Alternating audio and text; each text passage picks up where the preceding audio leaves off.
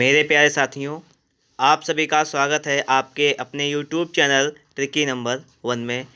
तो दोस्तों, आज की वीडियो में हम लोग बात करने वाले हैं हमारा जो प्रैक्टिस चल रहा था उत्तर प्रदेश पुलिस कांस्टेबल के लिए। उसमें आज का हमारा टॉपिक रहेगा जीके का, और ये आपका मॉडल टेस्ट पेपर नंबर 8 है। इससे पहले 7 प्रैक्टिस सेट जो है आपको पूरे तरीके से कंप्लीट कर दिए गए हैं। तो देखते हैं, यहाँ पर आपके सामने आ चुका है क्वेश्चन नंबर 1।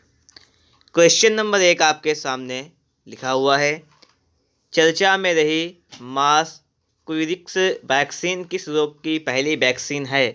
तो ये वैक्सीन है मलेरिया रोग की। ठीक है, किसकी है?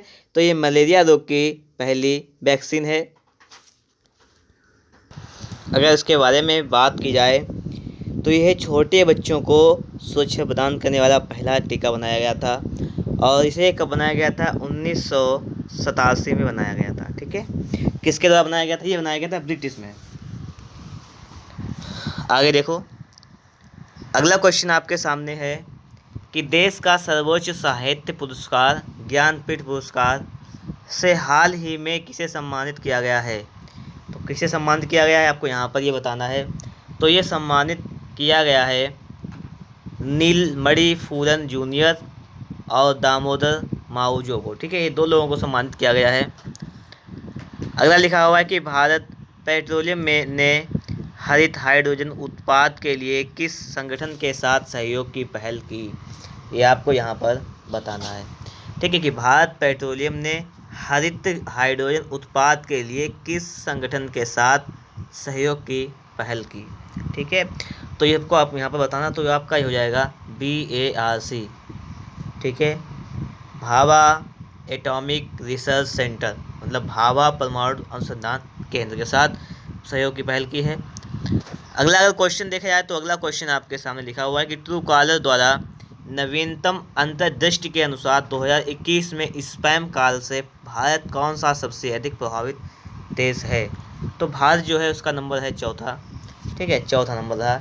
इसके आगे 3 देश रहे हैं। एक दुनिया के शीर्ष देश कौन कौन से? एक देखिए आपका ब्राज़ील है, एक पेरू है, एक यूक्रेन हो गया है। ठीक है, अगर आपसे पूछी जाए कि ट्रू कॉलर की स्थापना कब की गई थी, तो 1 जुलाई 2009 1 जुलाई 2009 की ट्रू कॉलर की स्थापना की गई थी। इसका मुख्यालय कहाँ है? तो इसका मुख्यालय आपका स्टॉकहोम में। कहाँ है? स्टॉकहोम यानी स्वीडन में। इसका स्टॉकहोम मतलब स्वीडन में इसका मुख्यालय है। और अगर बात करें कि इसके संस्थापक कौन थे, तो उसके अध्यक्ष कौन थे? तो उसके अध्यक्ष थे हैं जो विंग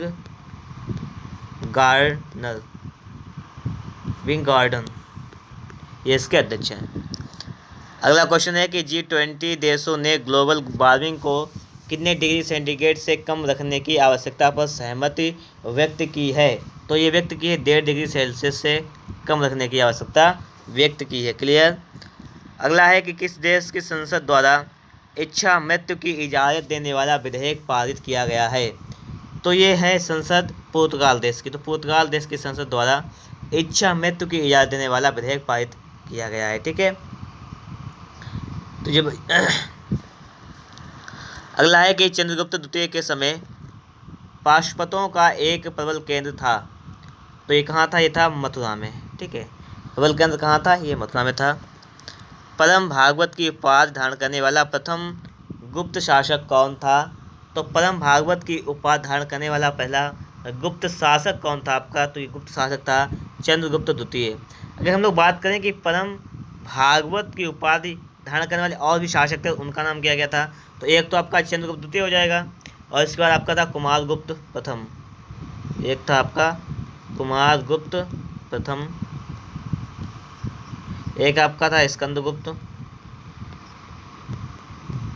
एक आपका था नरसिंहगुप्त, और एक आपका था नरसिंहगुप्त बालादित्य। ठीक है, ये भी था। तो इन लोगों ने भी परम भागवत की उपाधि धारण की थी।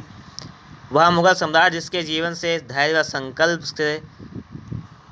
संकल्प से सरलता की शिक्षा मिलती है, तो वह कौन सा मुगल सम्राट था? वो था जहीरुद्दीन मोहम्मद बाबर। कौन था? जहीरुद्दीन मोहम्मद बाबर।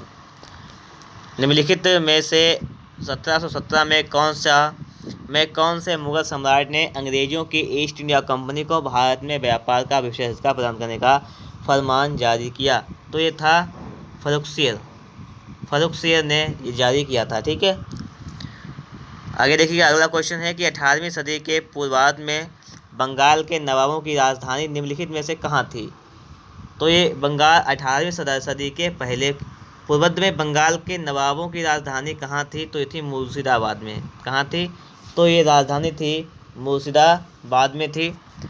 आगे बात करें तो 1919 में अखिल भारतीय खिलाफत सम्मेलन का अध्यक्ष किसे चुना गया? तो अध्यक्ष चुना गया था महात्मा गांधी को। 1919 में अखिल भारतीय खिलाफत सम्मेलन का अध्यक्ष किसे चुना गया था? तो ये महात्मा गांधी को चुना गया था। और देखिए एक बात यहाँ पर आती है कि अबुल कलाम आज़ाद का एक पत्र था अल हिलाल, उसके माध्यम से इस आंदोलन का प्रचार किया गया। ठीक है, अबुल कलाम आज़ाद का एक पत्र था अल हिलाल, ठीक है, उसके माध्यम से। आरबीसी निर्माण की प्रक्रिया निम्नलिखित में से कहाँ से प्रारंभ होती है? तो ये प्रक्रिया प्रारंभ होती है योग से। कहाँ से? योग से।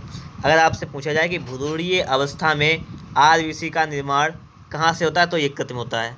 ठीक है, कब? भ्रूणीय अवस्था में होता है, यकृत में। अगर आपसे पूछा जाए कि वयस्क अवस्था में आरबीसी का निर्माण, तो ये होता है अस्थिमज्जा में होता है। ठीक है, अस्थिमज्जा में होता है, या प्लीहा कह सकते हैं, अस्थिमज्जा या प्लीहा में होता है। क्लियर? अगर आपसे पूछा जाए कि आरबीसी में क्या कोशिका विभाजन पाया जाता है या नहीं, तो आरबीसी में कोशिका विभाजन नहीं पाया जाता है। आगे की जल का सबसे अधिक अवशोषण आहार नाल के किस भाग में होता है? तो ये बड़ी आंत में होता है। कहाँ होता है? बड़ी आंत में होता है।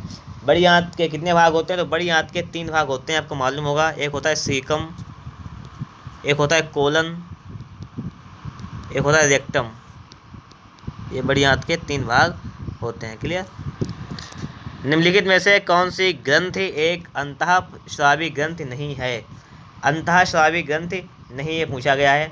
देखिए, अंतःस्रावी ग्रंथि आपकी कौन कौन सी हो जाएंगी, ये देख लेते हैं पहले हम लोग, फिर इसके बाद वायस्रावी पढ़ लेंगे। तो अंतःस्रावी देखिए, पीयूष ग्रंथ अंतःस्रावी ग्रंथि है आपकी, थायराइड ग्रंथ आपकी अंतःस्रावी ग्रंथि है। ठीक है, और आपकी पैराथायराइड ग्रंथ भी अंतःस्रावी ग्रंथि है, लेकिन लाल ग्रंथियाँ जो है वो अंतःस्रावी ग्रंथ नहीं है। कैसी ग्रंथ है? ये है वायस्रावी ग्रंथि। लाल ग्रंथियाँ हैं, त्वचा ग्रंथियाँ हैं, ये भी वायस्रावी ग्रंथि हो जाएगी, त्वचा ग्रंथियाँ। क्लियर?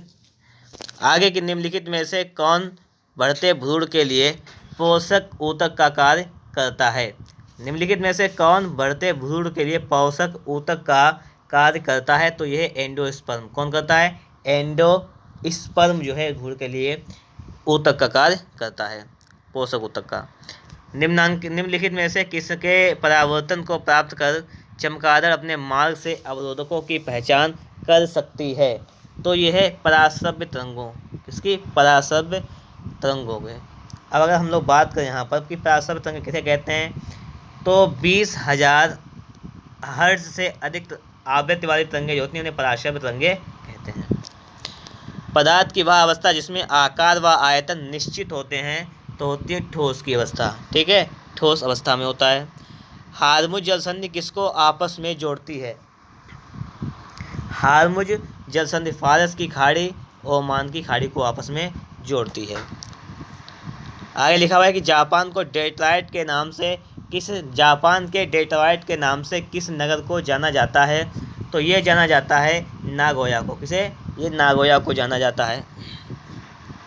म्यांमार की जीवन रेखा किस नदी को कहा जाता है? तो म्यांमार की जीवन रेखा किसे कहा जाता है? तो ये कहा जाता है इरावती को। किसे कहा जाता है? इरावती को कहा जाता है। ठीक है, और देखिए म्यांमार को कहा जाता है स्वर्ण पैगोडा का देश। म्यांमार को क्या कहा जाता है? म्यांमार को कहा जाता है स्वर्ण पैगोडा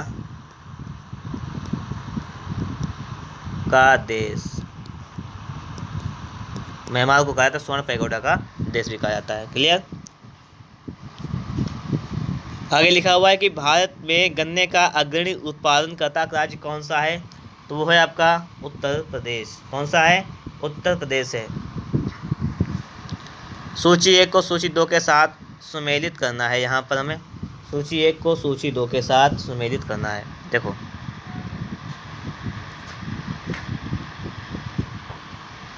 आपके सामने यहाँ पे लिखा हुआ है कि उत्तर भारत का मानचेस्टर, कि उत्तर भारत का मानचेस्टर क्या हो जाएगा आपका, फिर है आपका भारत का मानचेस्टर, फिर दक्षिण भारत का मानचेस्टर, राजस्थान का मानचेस्टर। तो इतनी चीज़ें आपके सामने लिखी हुई हैं। देखिए भारत का मानचेस्टर क्या हो जाएगा आपका, देखिए भारत के मानचेस्टर की हम लोग बात करें तो भारत का मानचेस्टर कहा जाता है अहमदाबाद को। अहमदाबाद को भारत का मानचेस्टर या भारत का बोस्टन भी कह सकते हैं। क्या, भारत का मानचेस्टर, भारत का बोस्टन। उत्तर भारत का मानचेस्टर किसे कहते हैं, तो उत्तर भारत का मानचेस्टर कहते हैं कानपुर को। किसे कहते हैं, ये कानपुर को कहते हैं, कानपुर को कहते हैं। ठीक है, आगे लिखा हुआ है कि दक्षिण भारत का मानचेस्टर, दक्षिण भारत का मानचेस्टर किसे कहते हैं, तो दक्षिण भारत का मानचेस्टर कहते हैं कोयम्बटूर को। किसे कहते हैं, कोयम्बटूर। ठीक है, कोयम्बटूर को, या ऐसे कहते हैं तमिलनाडु का मानचेस्टर भी कोयम्बटूर को कहते हैं। और बचे आपके सामने सिर्फ एक कि राजस्थान का मानचेस्टर आपका हो जाएगा भीलवाड़ा। ठीक है, और भीलवाड़ा को किस नाम से जाना जाता है, तो इसे वस्त्र नगरी भी कहते हैं।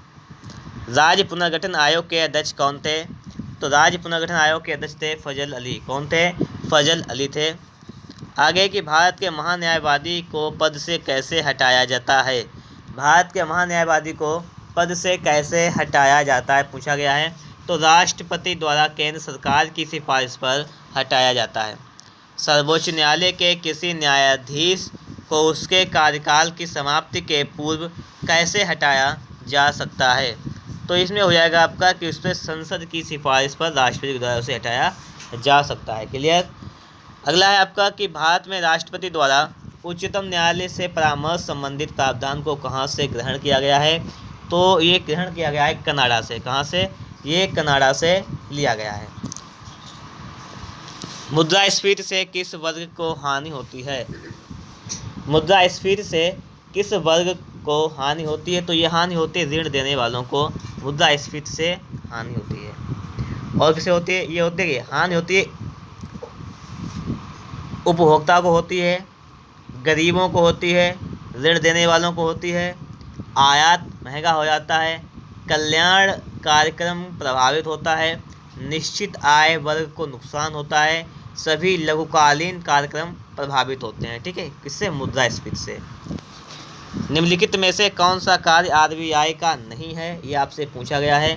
तो आरबीआई का कार्य क्या नहीं है, मुद्रा निर्गमन आरबीआई का कार्य है, विदेशी विनिमय पर नियंत्रण ये भी आरबीआई का कार्य है, आर्थिक आंकड़ों का संकलन एवं प्रकाशन ये भी आरबीआई का कार्य है, और जनता की जमाएं स्वीकार करना, जनता की जमाएं स्वीकार करना ये आरबीआई का कार्य नहीं है। ठीक है, बैंकों का बैंक भी हम कहते हैं किसे, आरबीआई को।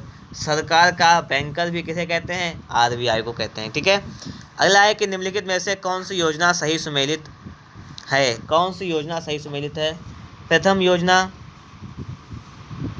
जॉन डब्ल्यू मॉडल, द्वितीय योजना पीसी महालनोबिस, और 8वीं योजना हेराल्ड डोमार मॉडल, उपयुक्त सभी। तो देखिएगा अगर हम लोग यहाँ पे बात करें तो प्रथम योजना थी वो आधारित थी किस पर, वो थी हेराल्ड डोमर मॉडल पर आधारित थी। अगर हम लोग द्वितीय योजना की बात करें तो दूसरी योजना आधारित थी आपकी पीसी महालनोबिस, तो आपका यही सही हो जाएगा। 8वीं योजना, तो अगर 8वीं योजना की बात करें तो जॉन डब्ल्यू मूलर पर आधारित थी, तो ये 8वीं वाली, ये 8वीं इधर ये इस पर आधारित थी 8वीं। ठीक है, इस प्रकार से हो जाएगा। अगला है कि निम्नलिखित में से किस समिति का संबंध बैंकिंग सुधार से नहीं है, बैंकिंग सुधार से एक संबंध किसका नहीं है।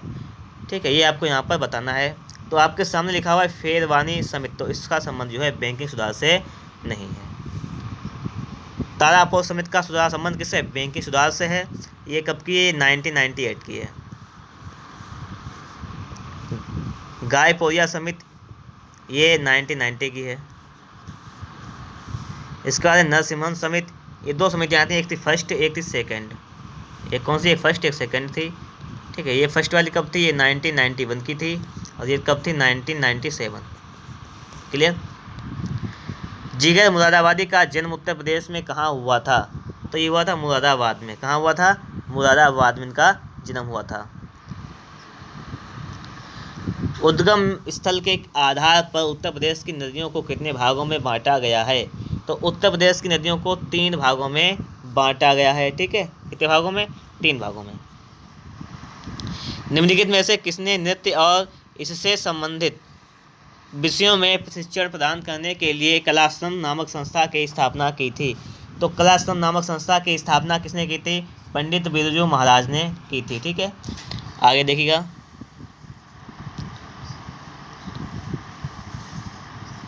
आपके सामने लिखा हुआ है 35 नंबर क्वेश्चन सुमेलित करना है आपको यहाँ पर। ठीक है, सुलहकुल उत्सव जो है वो संबंधित है आपका सुलहकुल उत्सव, ये है आपका रिलेटिव आगरा से।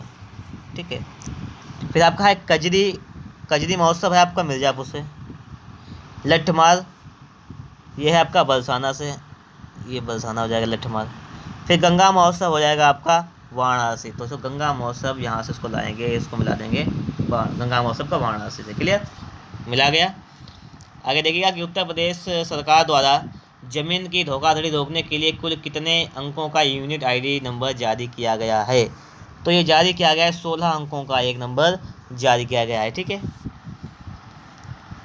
हाल ही में किसको उत्तर प्रदेश मानवाधिकार आयोग के अध्यक्ष के रूप में नियुक्त किया गया है? किसको नियुक्त किया गया है? तो इसमें नियुक्त किया गया है बालकृष्ण नारायण जी को मानवाधिकार आयोग के अध्यक्ष के रूप में नियुक्त किया गया है। ठीक है, और अगर आपसे पूछा जाए कि नए पुलिस महानिदेशक किसे नियुक्त किया गया है, नया पुलिस महानिदेशक, तो ये नियुक्त किया गया है मुकुल गोयल को। अगला है देखिएगा कि उत्तर प्रदेश के किस जिले को कोविड-19 प्रबंधन के लिए द स्कॉच गोल्ड पुरस्कार प्रदान किया गया? द स्कॉच गोल्ड पुरस्कार किसे प्रदान किया गया? तो ये सम्मानित किया गया था अयोध्या को। किसे? अयोध्या को सम्मानित किया गया। तो इस प्रकार से हमारे जीके के 38 क्वेश्चंस थे जो कि कंप्लीट हो चुके हैं। ठीक है, तो हमारा प्रैक्टिस सेट नंबर आपका ये था 8 नंबर, तो आपने इसको सॉल्व कर लिया है। तो अगर आप लोगों को वीडियो अच्छा लगा है तो इसे आप लोग एक बार लाइक कर दीजिएगा। चैनल पर नए हैं आप लोगों ने अभी तक चैनल को सब्सक्राइब नहीं किया है तो चैनल को भी सब्सक्राइब कर लीजिएगा, साथ में बेल आइकन को प्रेस कर लीजिएगा, जिससे कि आने वाली वीडियो की नोटिफिकेशन जो है आप तक सबसे पहले पहुँच जाए।